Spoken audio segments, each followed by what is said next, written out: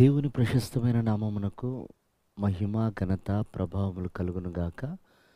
వీక్షిస్తున్న మీ అందరికీ మన ప్రభువైన యేసుక్రీస్తు నామములో శుభాభివందనాలు తెలియజేస్తున్నాను. ఈరోజు మన దేవుని మహిమ కలిగిన మాటలు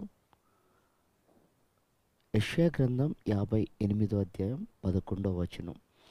నీవు నీరు కట్టిన తోటవలను ఎప్పుడు ఉబుకుచుండు నీటి ఊటవలను ఉందువు. ప్రియమైన దేవుని సంగమా, మనము ఎప్పుడూ నీటి ఊట వలె ఒక ఫలభరితమైన జీవితం చేస్తూ ఉండాలి అంటే దేవుడు నిత్యం మనకు తోడుగా ఉండాలి. ఆయన తోడు లేకపోతే మనం ఫలించలేం, అభివృద్ధి చెందలేం. చూడండి, బైబిల్లో మోషే, ప్రభువా మీ సన్నిధి నాతో రాకపోతే నేను ఎటు వెళ్ళలేను అన్నాడు. అంటే నిత్యము దేవుడు మనతో లేకపోతే మనం ఫలభరితంగా మార్చబడలేం. ఎందుకు మోషే దేవుణ్ణి అడిగాడు, దేవా మీరు రాకపోతే అని? బైబిల్ సెలవిస్తుంది,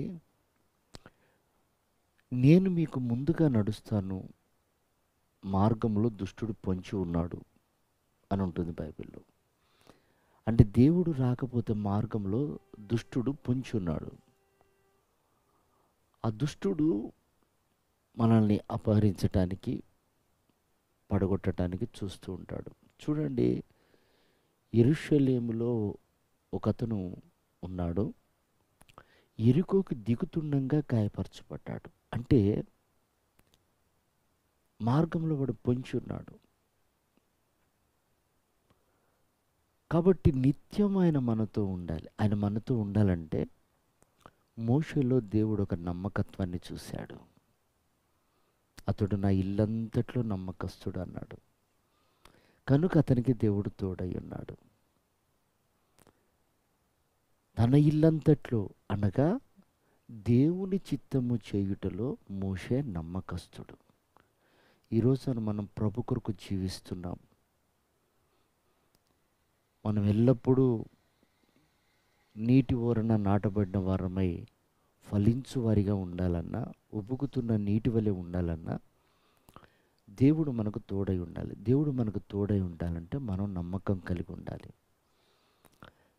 ప్రియమైనటువంటి దేవుని సంగమా, మనం ప్రార్థనలో నమ్మకంగా ఉండాలి, పరిశుద్ధ జీవితంలో నమ్మకంగా ఉండాలి, సహవాస జీవితంలో నమ్మకంగా ఉండాలి, బైబిల్ చదివే విషయంలో నమ్మకంగా ఉండాలి.